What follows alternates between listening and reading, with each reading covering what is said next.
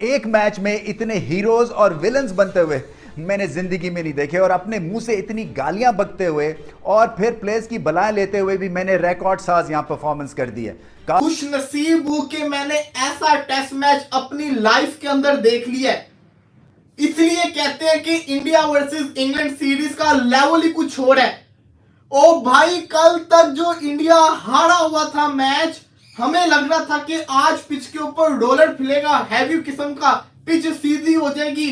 नहीं, अगर जिस टीम ने जीतना होता है वो जीत के दिखाती है। और आपने मैच तो फिर भी देख लिया होगा, मैच देखने की जरूरत नहीं थी। हिंदुस्तान मुकाबला इंग्लिस्तान की वो इसलिए कि हिंदुस्तान को पहले ही लिखवा देना चाहिए था कि इंग्लैंड आप हमसे जीत नहीं सकते। वो Unreal, unseen, unprecedented. What a story that has been scripted by Shubman Gill.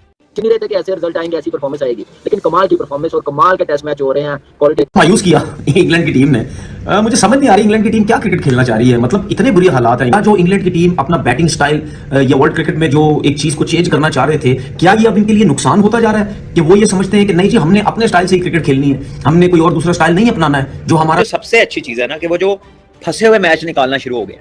They take good decisions under pressure, they take excellent catches under pressure, they deliver precise bowling जो फील्ड के मुताबिक और situation के मुताबिक है, वो deliver करने में कामयाब हो रहे हैं अंडर एक्सट्रीम प्रेशर। चीजें ठीक है तो 301 के ऊपर 3 आउट से हैरी ब्रूक का 100, जो रूट का 100, उसके बाद एकदम से काया पलट गई।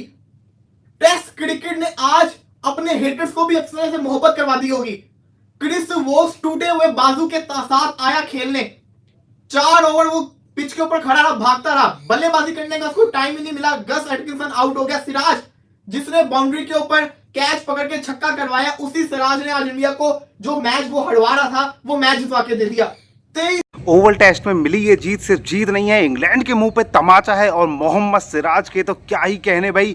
इस मैच की दूसरी पारी में जब सबसे ज़्यादा भारत को जरूरत थी बॉलिंग की, बेस्ट बॉलिंग की, उस वक्त मोहम्मद सिराज जिन्हें 5 विकेट का होल्ड लिया है। और प्रसिद्ध कृष्णा ने भी बहुत ही शानदार गेंदबाजी की है, 4 विकेट लिए हैं, 1 विकेट मिला है आकाशदीप को।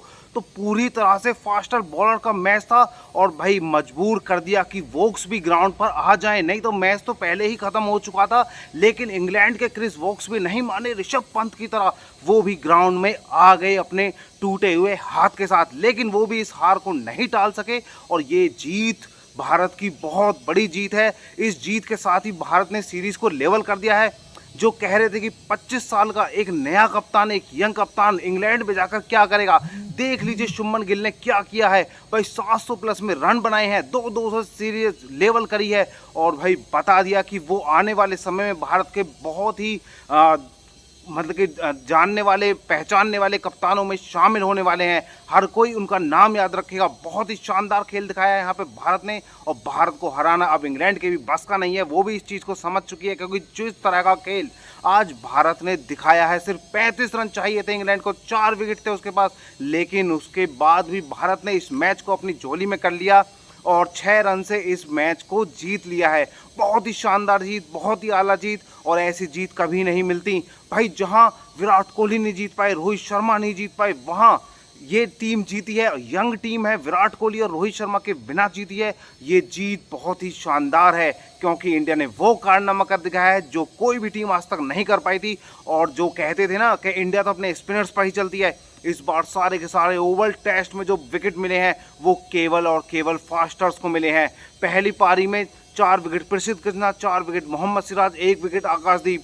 दूसरी पारी में 5 विकेट मोहम्मद सिराज, 4 विकेट प्रसिद्ध कृष्णा और 1 विकेट आकाशदीप। तो इंडिया ने बता दिया वो सिर्फ स्पिन ही नहीं, फास्ट में भी बहुत ही ज़बरदस्त हो चुकी है और वो कहीं पर भी किसी भी ग्राउंड पर जाकर विकेट ले सकती है। उसने सारी चीज़ें ख़त्म करके फेंक दी हैं। पूरा लगा इस मैच को खत्म होने के अंदर, इतना प्रेशर फिर भी क्राउड आया हुआ, इतना शानदार किस्म का मैच। मैं कहता हूं ऐसे 100 T20 मैचेस इस टेस्ट मैच के ऊपर कुर्बान।